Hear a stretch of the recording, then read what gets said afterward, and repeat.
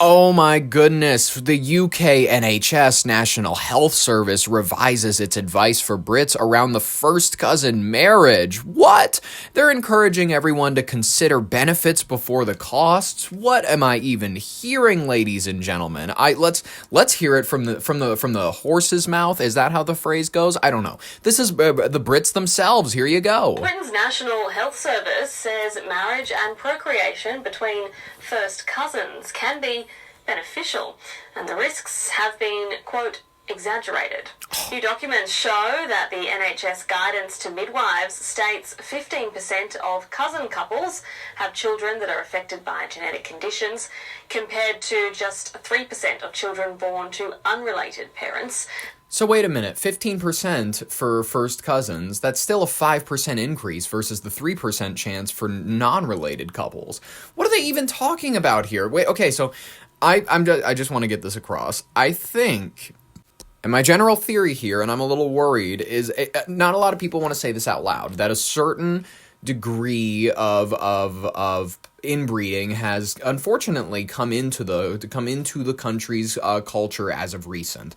You know what I mean? I'm not saying that it's of any particular origin. I'm not saying anything to try to convince anybody. I'm just saying that there are definitely sources of inbreeding where like it's culturally normative. It's not something that is looked upon as like it wasn't illegal. It's illegal in the United States, right? At least it is in some states.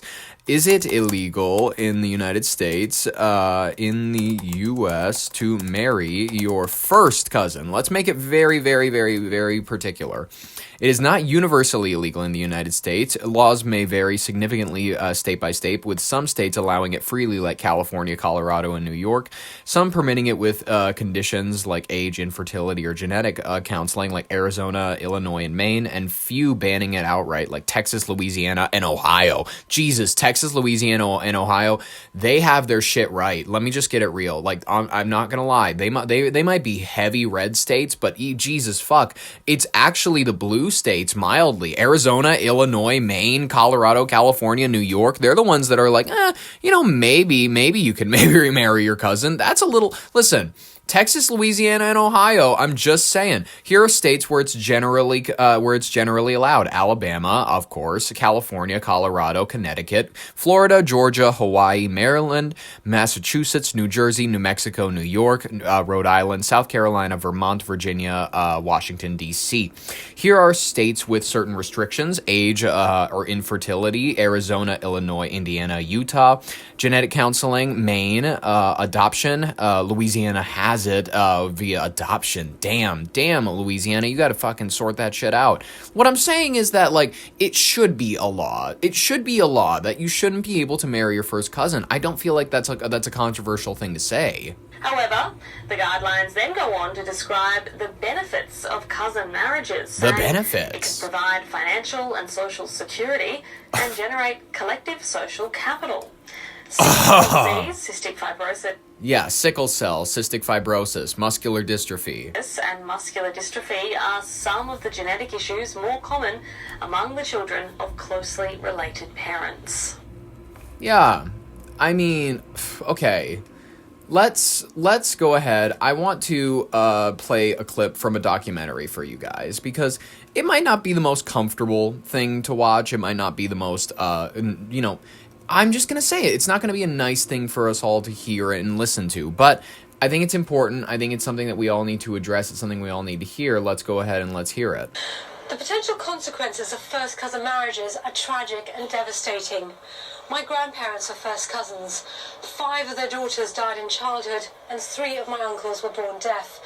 At the time, no one knew why, because the facts were not known. Today, the medical facts are established, but the practice continues. Here in Bradford, where the Akhtars live, 75% of Pakistanis marry their first cousins.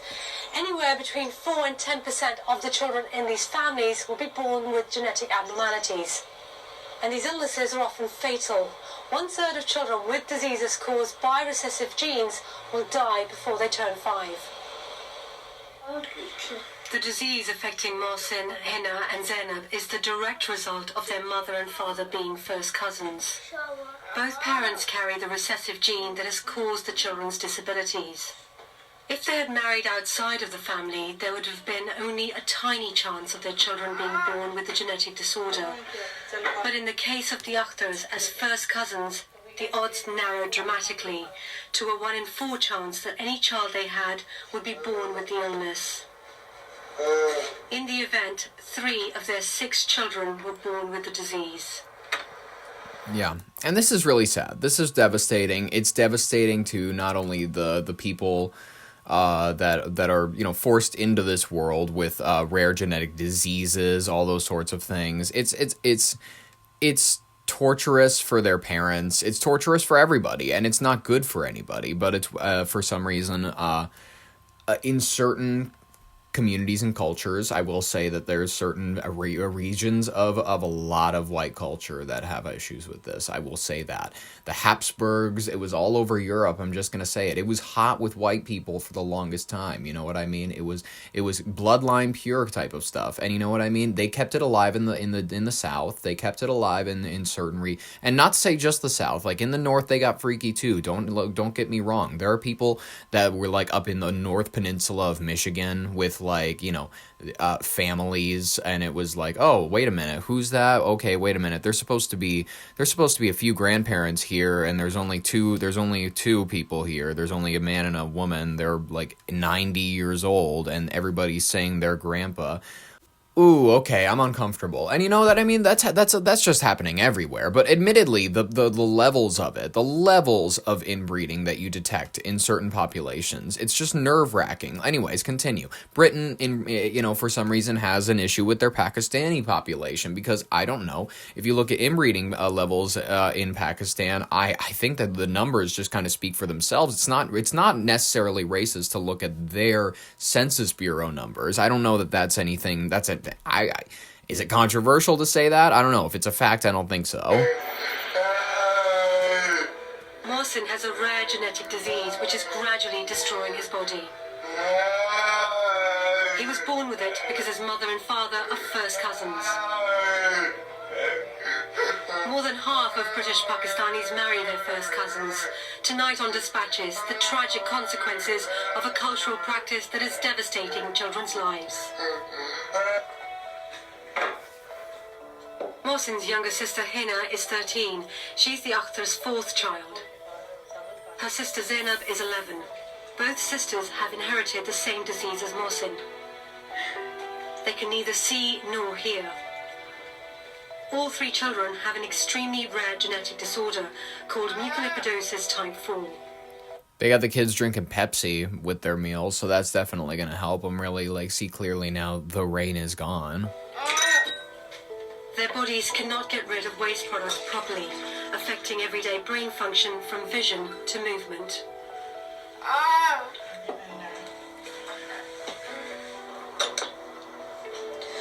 The potential consequences of first cousin marriages are tragic and devastating. My grandparents are first cousins. 5 of their daughters died in childhood, and 3 of my uncles were born deaf. At the time, no one knew why, because the facts were not known. Not cute. Today, the medical facts are established, but the practice continues. Here in Bradford, where the Akhtars live, 75% of Pakistanis marry their first cousins. 75. Anywhere between 4 and 10% of the children in these families will be born with genetic abnormalities. And these illnesses are often fatal. 1/3 of children with diseases caused by recessive genes will die before they turn 5. The disease That's affecting okay. Mohsin, I don't know what else to say. Okay. I mean, whatever becomes normal within your culture will become the law. I don't know what else to say except for the fact that, like, there have been responses. There's been people that have been trying to ban cousin marriages. There have been people that have been trying to actually, put a stop to this kind of bullshit. But then they end up getting met with takedowns in court, which is the nuttiest thing. Hold on, actually, I have a clip for that. But actually, if you're going, wait a minute, no, this is not a cultural practice. This isn't something that any particular hemispheres engage in. This isn't anything.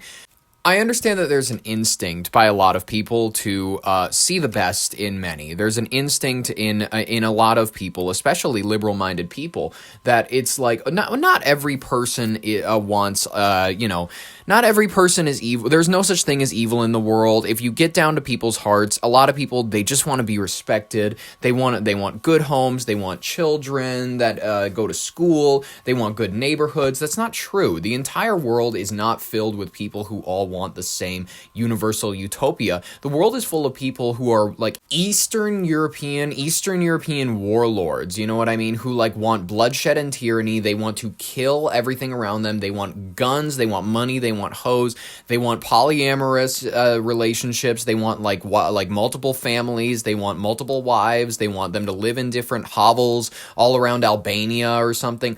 There's a real like layer of humanity that I don't think a lot of people live in or understand, because they've only lived in the America where it's pretty civilized. People go to work, they get checks every whatever, and admittedly America has its problems, but they don't fundamentally understand that there are cultures, there are peoples, there are entire nations that have practices, that have ideals, that have methodologies that would make you like run screaming. They would make you turn around and scream if you were on vacation, and you would be running to get back on the plane. If you don't believe me, check.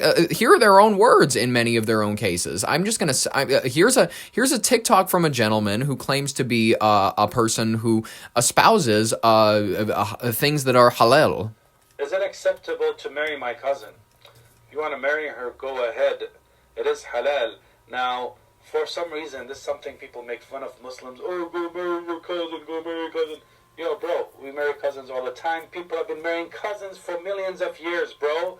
And yes, the chances of a birth defect might be increased, but it's not to the level where Allah knows us. Allah knows best. Allah knows it's best. Not to the level where it's going to be dangerous. My parents were cousins. Look how I turned out.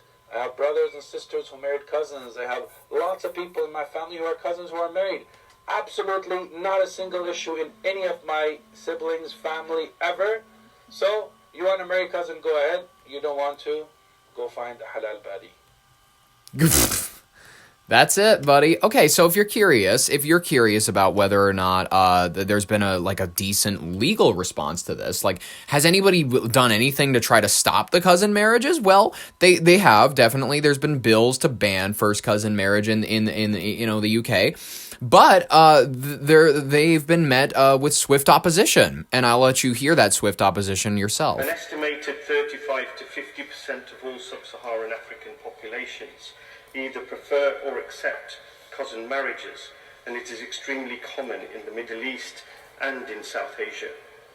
The reason the practice is so common is that ordinary people see family intermarriage overall as something that is very positive, something that helps build family bonds and helps put families on a more secure financial foothold. I would therefore urge the House to vote against this motion and to find a more positive approach. A more positive approach. If you didn't catch enough of that, if that wasn't enough to make you nervous or sick, I will leave that clip in the description for yourself. You can see Iqbal Mohammed, the independent MP in their house, defending first cousin marriage in the parliament. So, ladies and gentlemen, I don't know what else to say. I mean, there's been rants all about it on GBN. If you don't know, that's one of their major news services. They've just been on about it, as they would say. Now, what on earth is the NHS playing at, saying that there are benefits to first cousin marriage? Yeah, the benefits are things like cystic fibrosis, heart, lung and brain defects, deformed skulls, extra fingers. Yeah, are they benefits? What happens happens to the, and I read a piece on Sunday saying it's up to 15% of children that are born with these defects. What the hell is happening to this health service? Midwives should be looking after kids, not actually promoting what is in fact an Islamic custom. You know, it says here that it said staff shouldn't stigmatise predominantly South Asian or Muslim patients because the practice is perfectly normal in some cultures. Not in this culture. Yeah, it's not normal. exactly. And the reason it's not against the law in this country, which it should be, is because we don't want to offend Muslims. So the NHS is now, it's been infiltrated by ideologues of all description. We know it's been infiltrated by trans ideologues. Now it's Islamic ideologues. We're terrified of offending Muslims, but we're prepared to have children like the one you just saw on that screen there live miserable lives. And what do these Muslim cultures do, I wonder, with those kids? What kind of lives do those children have? Terrible ones. And to have a health service in this country that is actually advocating that and promoting it it's worse than obscene. It really is. I mean, pop off Carol Malone, I guess. She's given her opinion, and she's given it swiftly, ladies and gentlemen. She will not be stopped. She will not be stopped, and neither will I, man. It's not my fault that the materials, they go further than noting the possible benefits, you know what I mean, of close relative marriages. And they say in some cultural contexts, particularly within certain communities where the practice is more common, such as among British Pakistani families, these include stronger extended family support networks, emotional and social connections, and even economic advantages, like keeping resources, property, or inheritance within the family rather than spreading it out. Very Habsburgian. Oh my God, that is literally straight out of the very ancient style Europe. You know what I mean? I don't know what else to say. It's nerve wracking. The guidance is argues also that discouraging such marriages outright could feel like it's alienating or ineffective, and instead this will promote cultural sensitivity, a better education on genetics, and informed choices for those considering it. If you're considering it, I don't know what else to say except for selfish, right? I mean, it's drawing sharp criticism from politicians and me, commentators, health experts. I mean, I'm not even a health expert, and I'm just going to say it. I'm not into this. This is not what you need for I get it. You want more. I get that they're trying to find a way to say, hey, the Muslims are outbreeding us. The Muslims they're nervous about saying great replacement theory over in that country. So instead of getting racist and whatnot, they don't have the spine of a lot of Americans, you know what I mean? Where the Americans, they're gonna make hoods, they're gonna make a fucking Friday night burn the cross nights and whatnot. That's what Americans are up to. But over in Britain, they're just gonna tap on their buddy's door and they're gonna be like, hey, we're gonna talk about the national health services, and we're gonna talk about how we don't like the king and nothing like that. Their level of insubordination is just so much less, you know what I mean? Their soul and character for it's just not in them.